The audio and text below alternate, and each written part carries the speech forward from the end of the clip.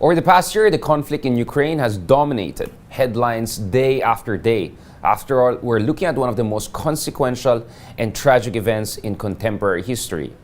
But while the Ukraine conflict is raging on, the Middle East also remains as a very important geopolitical theater. Most recently, the world was transfixed by China's growing diplomatic muscle in the area, particularly bringing Saudi Arabia and Iran together, and also pushing for a more peaceful solution to the Israeli-Palestinian conflict, among many other initiatives that China has in the Middle East. But perhaps the most consequential development in our era, not only over the past 5 years or past year or so, is the rise of China.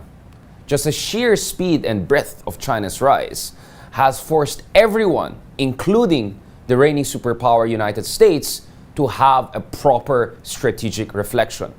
This is very much reflected in how China has dominated foreign policy and even domestic political discourse in America. And we also saw how during the 2016 elections, China became more and more central to the foreign policy discourse in the major political parties in America. And from the Donald Trump administration to the Biden administration, we see a consistent direction in terms of America giving more and more attention to the rise of China. And soon the Americans are going to go back to the polls to decide not only the future of American presidency, but also the future of what is largely seen as the most important bilateral relationship of the 21st century, namely the US-China relations. But while there is a lot of bipartisan consensus on the need to make sure that America is prepared to compete with China, the debate on how to deal exactly with China is far from monolithic. If anything, in the Republican Party alone, there are different strands and different ways to understanding how to best to deal with China. On one hand, there are those, especially in the Biden administration, who believe that the United States, yes, it should focus on China, but it also has obligations in Ukraine. It also has obligations to a number of partners and allies in other critical theaters like the Middle East. There are also those in America, like former Secretary of State and National Security Advisor Henry Kissinger, who believe that America has to develop a less confrontational approach towards China, that managing the appetites and aspirations of a rising superpower like China is extremely crucial to determining the future of the global order, a peaceful order, and preventing another world war. But there are also those who believe that the United States should take quite a different approach, namely, not so much focus on promoting democracy, promoting its values, and working with other democratic allies and protecting other allies, but to focus on its own national interests and primarily also zero in on the rise of China and how to effectively deal with that. In as much as they believe it's important to show solidarity with Ukraine, with partners and allies in the Middle East, they believe that the Philippines and allies in Asia should be front and center as far as American foreign policy is concerned. They believe that countries like the Philippines were not taken as seriously throughout the decades, and perhaps it's important for America to really zero in on China by also building strong coalitions in this part of the world. And that's exactly where the Philippines is very important. So today we have a special guest who is very familiar with these internal debates in America, particularly in the Republican Party. This is someone who has contributed directly to the development of America's strategy towards China and great power rivalry in the century, and is someone who also believes in a stronger Philippine-US alliance. And by all indications, this is perhaps also someone who could play a very important role in the American government should someone from the Republican Party become the next occupant of the White House. His ideas were very influential in shaping the Trump administration policy, but many believe that his ideas are also being adopted by top contenders for the Republican nomination and potentially the presidency next year, namely people like Florida Governor DeSantis. In short, there's a very lively and spirited debate, not only between the parties, but within major parties within the United States. And this has a lot of implications for US allies, especially the Philippines. We're joined by no less than Elbridge Colby, someone who played a very important role in the Trump administration and someone who could also play a very important role should another Republican occupy the White House next year. When you were contributing to the national defense strategy, like kind of Russia and China were considered separate essentially challenges. But now there's increasing discussion that the two are coming together. Right. Now, we know the backstory. The two are not necessarily fans of each other. I mean, they have a lot of concerns with each other. You go to parts of China, there are museums about what the Tsarist Russia was doing to them. You go to Russia, they're very worried about what China could do in the Siberian region, where there's the population dynamic is really not helpful for Russia. Not to mention many cultural factors, etc. we can discuss. And the Russians really not liking the fact that they have to give up a lot of whatever left they have in terms of high-end technology, right? And fighter jets and all. Nevertheless, it looks like the situation is desperate enough. And the Chinese are, they're sophisticated enough to make the most out of this. Are we really looking at an axis here, or this is kind of a alliance of inconvenience that is a Putin sheathing rather than a two giant countries coming together? I think it's an alliance, effectively. I mean, I think it's as much an alliance. Even if China has not given major weapon systems to them or anything? Yeah, because, look, I think it's an alliance in the sense that you would have used the term before probably the First World War or possibly the Second World War. And in some respects, in sort of the sense that the United States and India are likely to become, although probably a closer political relationship in the case of Moscow and Beijing. I think the expectation is that both will take care of their own security. They're not going to be dependent on the other. Right. But the other thing, just particularly on that question, is the Russians obviously would benefit from Chinese lethal aid, but by far the most important thing the Chinese are doing is propping up the Russian economy. And then the Russians, of course, have a very large military industry.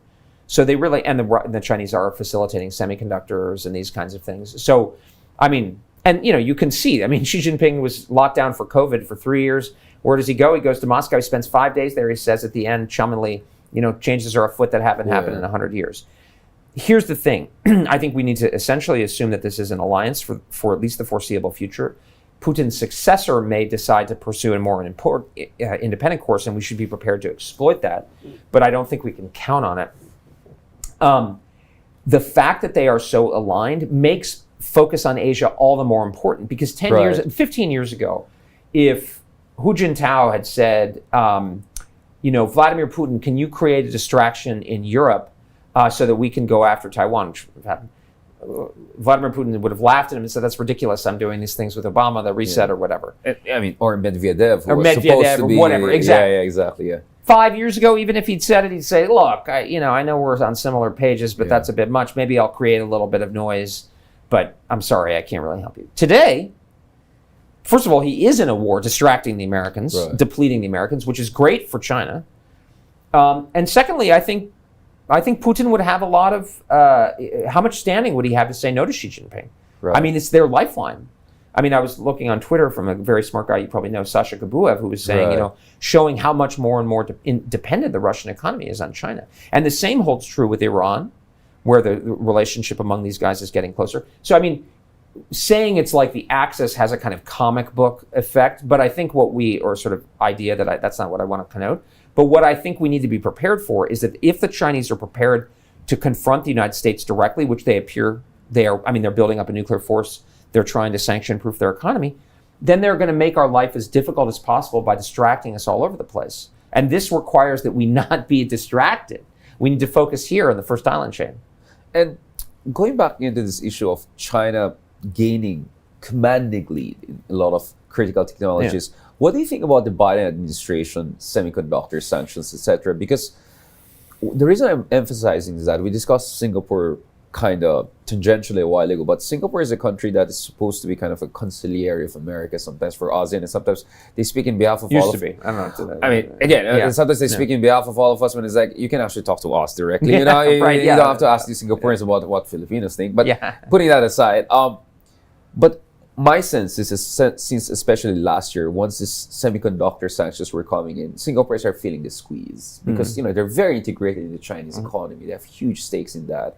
And now suddenly their tone is quite critical of America, sometimes very openly critical of America, which is like, if you listen to Singaporeans, very Balakrishnan, Lee Hsien Loong, this year, and compare it to 2 years ago, or early months of Biden, it's like totally two different countries, right? It sounds like that. What is your reading of this situation? Well, I think they are reflecting what appears to be a and the semiconductor sanctions also. What appears to be a genuine Chinese perception that we are, Xi Jinping himself has said that we are trying to strangle them. And the rejection note from General Li Shangfeng to Secretary Austin's request for a meeting said something to the effect that we are trying to contain and suppress them, Right. and hold down their development. Obviously, some of this, or some amount of this, is shaping and propaganda, but it appears to be pretty genuine. I mean, Xi Jinping the other day at the National Security Commission meeting was telling people to be prepared for extreme scenarios and, kind of, et cetera. So, I mean, to your point, I think they've given up on us. What I am afraid of a little bit is I support essentially totally in principle the semiconductor sanctions. What I don't want to have repeated is a situation in which we press hard at the rhetorical level, and there's also these political things happening, including the deepening of the alliance here, but also the Quad, AUKUS, all these loud things happening, which persuade China that we are trying to contain them and hold them down, fairly or not. And that may give them more of an incentive to lash out. Now, that doesn't mean just sitting around and not letting them do anything. That's the worst course of action, because then China will clearly bully all of us. I mean, we know that. You know that intimately. So we have to strengthen our position.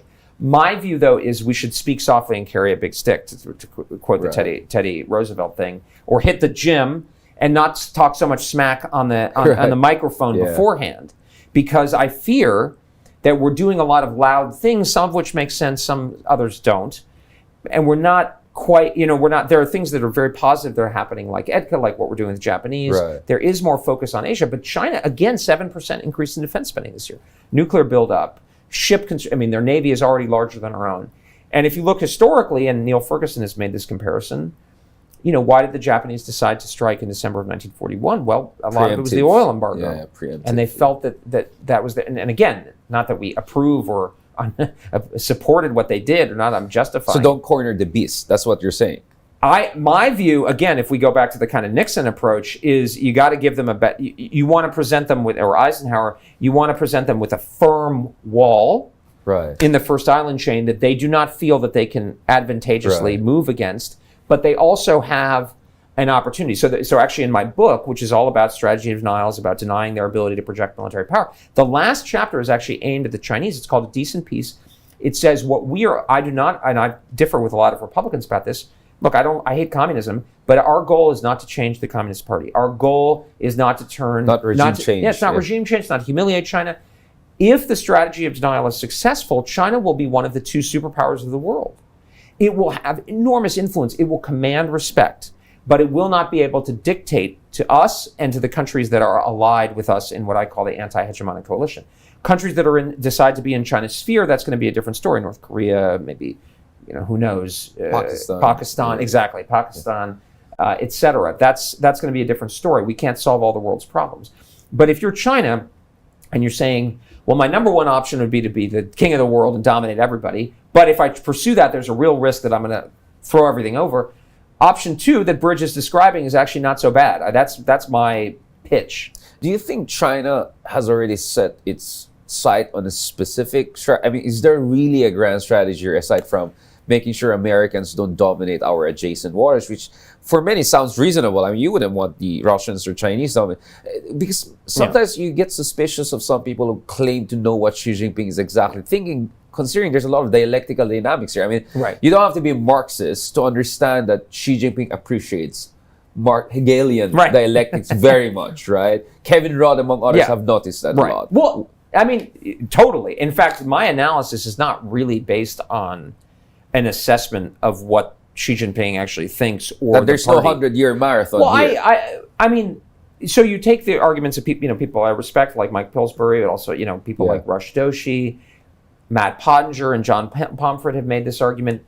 My argument is deductive and structural. I think that China is behaving like a typical rising great power. So it's, Graham Allison has this kind of view, which is to say it has John Mearsheimer, it has a strong reason to seek more security and dominance in its own area, because it's good to be the king, right? Yeah. But I don't think it's inevitable. That's why I'm advocating for the positions, because I think we can shape their incentive structure. Now, what I do see from other people who watch what the Chinese say more suggest that they do have a pretty strong plan. I mean, this is a communist government in some ways. 5-year plans made in China 2025, 2049, 2034. They have a lot of these plans, but I don't think there's, I mean, Mao himself was famous for adapting and changing and so forth.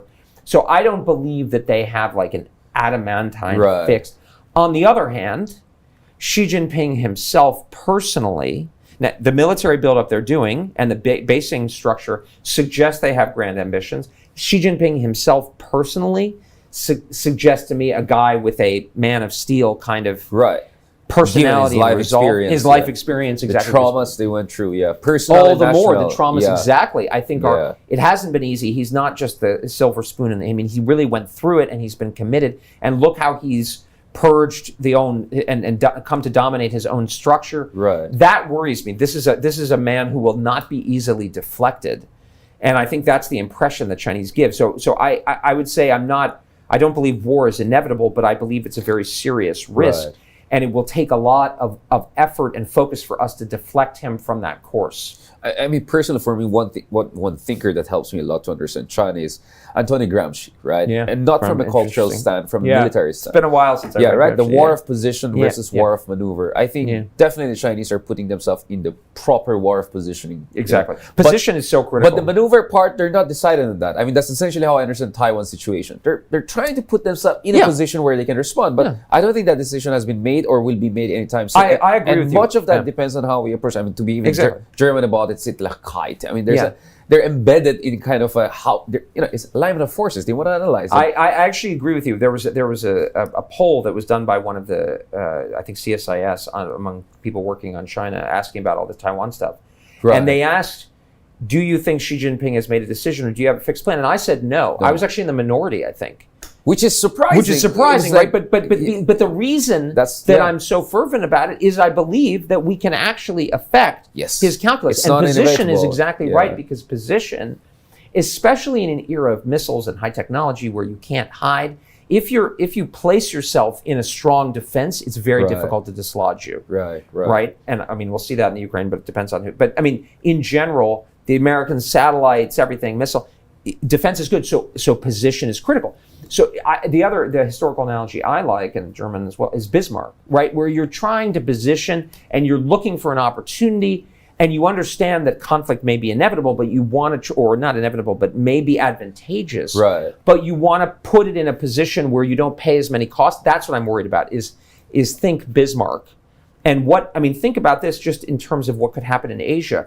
I mean, think for hundreds and hundreds of years, going back to all the wars of the 18th century, the wars against Louis XIV, the 30 Years' War, going back to Charles V, etc. It had been a fixed verity of French and ultimately, and as well as British foreign policy, never to let the center of Europe to be consolidated because it would be too powerful.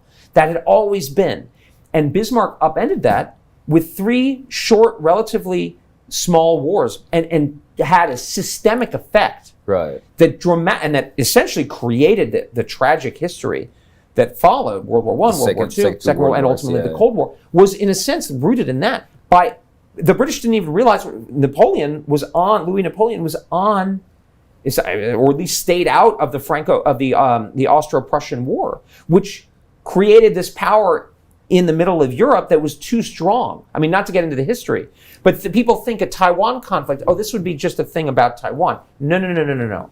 It could be a thing that could settle much less, much more, because if the American military were defeated, that would have cascading effects that could have massive systemic effects for a conflict that's much smaller than World War II. Yeah, it's fascinating. We're quoting a lot of European thinkers and figures while saying we should forget about Europe and move to but the Asia. logic, to me, there is a continuity. I get flack about this, but I personally don't think there's strategic culture. Like, I don't think there's a Chinese or American. It's based like strategy is Darwinian. If aliens came and we the way they would operate. This is very Edward Luftwaffe. I love Edward. Exactly. He's affiliated with that. But I mean, in the sense that I don't buy this idea that the Chinese do things in a very unique way. No. They're going to do things, and I mean, I think, also the Chinese, yes, they read Sun Tzu, who, by the way, is probably mistranslated, but also they're Leninists. They read Clausewitz, of course. That just makes sense. And Marxist, and Marxist too. German, right? Exactly. Exactly. And Mahanian strategies feeding into what they're There doing you go. right now. Exactly. There so you go. they're actually learning a lot from Yeah, I you mean, guys. look, animals. I mean, apes, penguins, mammals. Yeah. they actually mimesis. they follow Yeah. strategic logic. You know, Right. I mean, like apes mark their territory, they form alliances. It's classic strategic It's learning. strategic. Yeah, they have the strategic culture, I guess, like we all do. There's American strategic culture, but at the end of the day, Great if your strategic powers. culture is not good enough, Right. you're not going to survive. Right. Now, let me be a little bit parochial as we go All right. towards the end of this conversation, because I actually want to end on American elections, Okay. some of the people that I think we want to talk about. But let me be a little bit more parochial. What is your understanding of this whole EDCA thing? Are you happy with what's happening with the Philippines right now? Some are saying that Philippines is now like the new star ally of the United States, or at least it's a huge shift from what we had, at least in the early years of the Duterte administration, where the Philippines perhaps should have got the gold medal for loyalty to China and ASEAN, right? Like the way Duterte talked about China would, put Hun Sen to shame. Forget about some of the other people. How do you feel about this transformation? Well, I think it's incredibly important. And your visit here to Yeah, Manila, and part of the reason I'm here is I think what's happening is enormously important and commendable, and the government here deserves enormous credit. I think, I'm not a Filipino, but again, given that I feel like it's strategic rationality, I feel like I can say, look, if I were sitting in the Philippine shoes, that's the smart course. But it took a lot of political vision and courage, so I really applaud that. All I would say is I think, look, we don't want to, in this situation where the Chinese, as we were just talking about, are calculating and are very strong and are ruthless and are not easily going to be deflected, being half pregnant is a bad idea. Half measures are dangerous if we go back to the thing about... So you're saying the Philippines cannot hedge? Or shouldn't hedge? Yeah. No, I think hedging, if you go back to my logic, I think hedging doesn't make sense in the sense that geopolitically and from a defense perspective, I would not hedge. Because you are too important. You're right there in the middle of the first island chain. The line I used is, the Trotsky said, you may not be interested in the revolution, but it's interested in you. Right, well, because of your geography and your importance as an economy, you may not be interested in the China. Neutrality is not an option. So if you're not going to be neutral, you're too important, then pick a side and make sure you're not no man's land. That's the worst place to be if you're in the middle. Switzerland used to be able, because it was built on high mountains, right? Because people wouldn't want to go up there. Philippines is different. So I think geopolitically, on the other hand, economically, I think we can all keep trading with the Chinese. Because the U.S. is not in a position to offer us what we need. Right? And the U.S.-China trade is at an all-time high, according to Jake Sullivan. Yeah. So I'm not saying stop all Chinese investment. Now, you should be aware that there's risk. This is what I tell American businesses. Right. You should be aware if there's a conflict with China, who knows, there's going to be a huge risk premium. Look what happened to McDonald's, which was not sanctioned in Russia. So bear that in mind, and I think we should do efforts towards diversification. And on this level, I think the administration's approach seems is pretty sound in the sense that... So you're happy with how the Biden administration is approaching Marcos? Well, what I was going to say is more on the focus on decoupling. I mean, I think the optics of the relationship seem pretty positive. Right. I would probably be more supportive, and I would put more investment the in the U.S. relationship. Yeah, because what I'm saying is it's fantastic to talk about. Because I would be more prioritizing Asia. I would say the Philippines is one of our most important alliances in the world, and not just $100 million right. of foreign military. Yeah, why are we giving $1 billion to Egypt or whatever, or Pakistan, or Jordan, or Ukraine itself when you're not in a war now, but you could be very quickly. Very soon. There's Taiwan, which is closer to us than any It's major 100 miles ASEAN from the country. northernmost. Right. So that's what we want to hear. I think in the Philippines. I'm not just. Trust me, I tell the Europeans I'm not popular in Europe, so you can check my work. I say the same thing elsewhere. But for all we know, this would be the argument. I mean, I remember very well in the early 2010s. Yeah. If you took the stance that you and I are taking on China, that was the minority position. Yeah. It's like, okay, this guy is a little bit. And then within few years, you realize, oh, you were ahead of time. Exactly. And now suddenly you're the blob, which is like... We'll see that. Right. That makes me uncomfortable. But I would say that's actually a very important point, because this is something I thought about a lot when we were doing the strategy in the Pentagon, is if you're going to be someone like us, who's a strategic thinker, hopefully, in my case, certainly in your case, you have to be sufficiently ahead of the problem to be able to rectify it. Ahead of the herd. On the other hand, what the pivot shows, and Kissinger has a great line about this, in a sense, I mean, I wish they could have been more successful, but maybe they were too far ahead.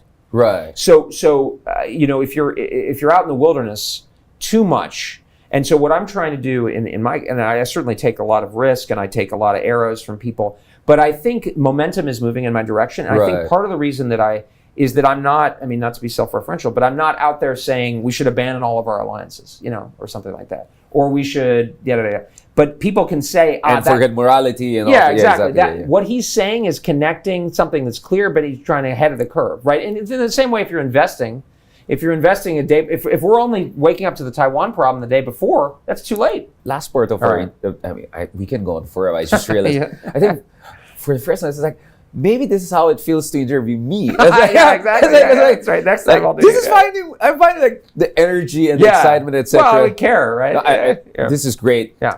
Elbridge, let me ask you. Obviously, you don't have to answer everything. I'm going to say, U.S. election is, by all means and purposes, has already started, right? Yeah. And it looks like in your party, it's really going to be DeSantis-Trump kind of breakdown. And you have worked with the Trump administration, played a very important role. There are reports that, DeSantis has thought your advice. And, well, it looks like either way, whoever wins, if ever a Republican wins, you will be in a prime position to influence the next administration. Again, you don't have to confirm it, but this is the talk of the town.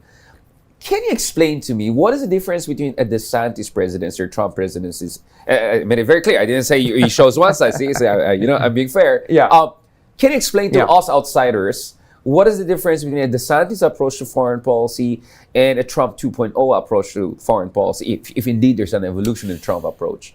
Well, as a Republican, how do you explain that? Well, let me put it to you this way, and I make no predictions or pretension about what would happen to me. But I will say, whatever happens, I intend to have a voice, and so I intend to keep pushing the arguments that I'm pushing in whatever capacity. I end up or on the outside, or if it works out on the inside. What I would say is, I think the way you could kind of map out the debate among Republicans is, at one extreme you have what you could call the sort of legacy neoconservatives, and they are very powerful in the established positions, particularly in the Senate, to some extent in the House. But bear in mind that these people some of them were elected 40 years ago, 30, 20 years ago. Many of them essentially, they're not only not in sympathy, they're hostile to the sort of revolution in the party that Donald Trump initiated in 2016, that tapped into what the voters feel. Sorry, and most Republicans 2016. Exactly. Now, they are very loud right now, and they're very influential because, in a sense, especially our Senate and the seniority system in the House is essentially a lagging indicator, but deliberately. Right. On the other extreme, you have a part of the party that, frankly, is very powerful, particularly among voters, and a lot of voters, but also among young Republicans and conservatives, including in the intellectual ferment, which is more what you might call restraint.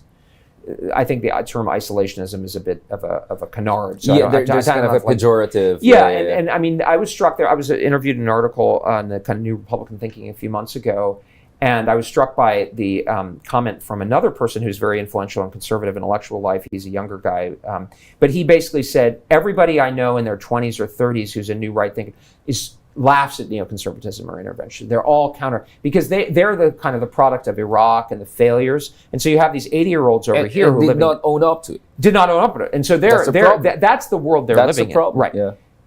I would describe my position as kind of, I mean, I don't like to think I'm a moderate in general, but in this case, it's a golden mean, which is between those, which is taking the correct insight of the old school, which is that you cannot hide from the world, and the United States has a special role because of how powerful we are, and of course, the arsenal of democracy and all that sort of thing. So we should, and the importance of alliances, but also the other side, which is saying, look, we shouldn't be getting in these unnecessary wars. We shouldn't be trying to solve all the world's problems. We should try to avoid conflict where possible. To me, the middle course, which I think is where a Republican president would tend to end up, is that kind of enlightened self-interest. Now, they wouldn't necessarily use the terminology that I'm using. Richard Nixon did not stir people's hearts. We don't remember Dwight Eisenhower's speech. Well, we remember one of them. But you would get a different rhetoric. But I think the behavior and the instinct. And so the strategic, because of the nature of the strategic reality, which is that this is the world, and they're not going to have the nostalgic sort of sense that Biden has for Europe. It's a very Eurocentric administration. And the second thing is that Republican voters are very focused on China. Democratic voters have moved on that issue towards Republicans, but Republicans are like, China's the primary threat, and there's not an emotional connection. And in fact, in some ways, there's skepticism about a lot of the Europe-Ukraine stuff. So I think that's where things would end up. What the individual candidates would do, I don't know. Obviously, President Trump, he would pursue his own. I mean, we're quite familiar with Trump's approach. I mean, the saturation that he's. What is your understanding of Governor DeSantis? Well, I mean, look at he's getting a lot of flack for, or at least from some quarters, on his Ukraine comments, territorial conflict, whatever. But what is your understanding? Like, what is a nuanced, objective understanding of Governor DeSantis' foreign policy? Well, I think what he's saying makes a ton of sense. Which is, he said the other day we should have a Pacific First policy. We focus on China. When he was in Japan, he said. In his press conference with Prime Minister Kishida, and I think he had an interview with Nikkei, he lauded the efforts by Japan to strengthen its defenses. He may have even mentioned the Philippines, I can't remember. But certainly a positive attitude towards allies, especially ones that are pulling their weight. He's, I think, he's drawn attention to the limits of our defense industrial base, the need for our European allies to step up. So again, to me, it's like, and if you look at his book, for instance, he's very critical of President Bush's second inaugural and this whole attitude of kind of transforming the world. Millenarian. Yeah. So I think that's, to me, that's the right foreign policy approach for what we want. So you think Governor DeSantis appreciates the shift in the geopolitical reality that we're facing? Certainly, that's every indicator. Yeah, every indicator I can see. Yes, I would say. And I think what exactly he would pursue, I don't know. We haven't gotten to that stage of a campaign where that's become, and of course, it's customary in presidential campaigns not to get into too much detail. Right. I don't want to put you on the spot. But I think the biggest thing, and the point that I'm always making, is the person who wins the presidency in November 2024 will be president in the year 2027. Right. So we don't know. Those of us. You mean the Taiwan deadline thing? Yeah. Look, nobody knows, but you'd better be ready. And that person, which is the Pottinger position, right? Better be ready, even if you. Well, Matt and I have tremendous respect for, and I've said this to him personally. Matt and I have a different view on the Ukraine situation. Sure. Matt is closer to the kind of traditional neoconservative view and wants to double the defense budget. I don't think that's realistic. It's not happening in the debt ceiling. And I think we need to really focus on China. What I would say about 2027, though, is the United States, we have lost some wars. The wars that we have lost, we essentially decided to give up pacification efforts after a while, or the battle with the Vietnamese. We have never lost a major war against a direct rival or competitor. And China's yet to win a single war against anyone in recent memory, right? Well, they did fight us to a standstill in Korea.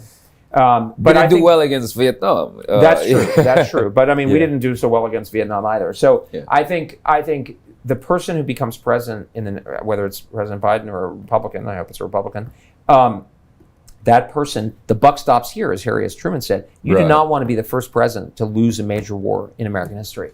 And I think that's going to concentrate minds. And potentially the most decisive conflict of our era. Yeah, since the Cold War, the European balance, and since the Second World War. On that note, thank you very much. Thank you. Colby. That was fantastic. Pleasure. Yeah. I hope it's just the opening act in a whole series of conversation we have. We're similar. When you get us going, I know. You know what I mean? I just realized I got even more excited towards past 45th minute or something like that. Yeah. Thank you we very started much. talking about Niebuhr and Morgenthau. Great. Gramsci. I haven't read Gramsci in a while. That's whenever I bring Gramsci, people get very excited. But I forgot about this position thing. I think position war is huge. Of position versus war of, that's everything. That's always maneuver is exaggerated. Definitely. Maybe you want to stick with us for a while. Catch us again next week here on One News. You can also check out the long conversation on Spotify, YouTube, and Google Podcasts. I am Richard Hidarian, and that is The View from Manila. We're One News, all sides, all the time.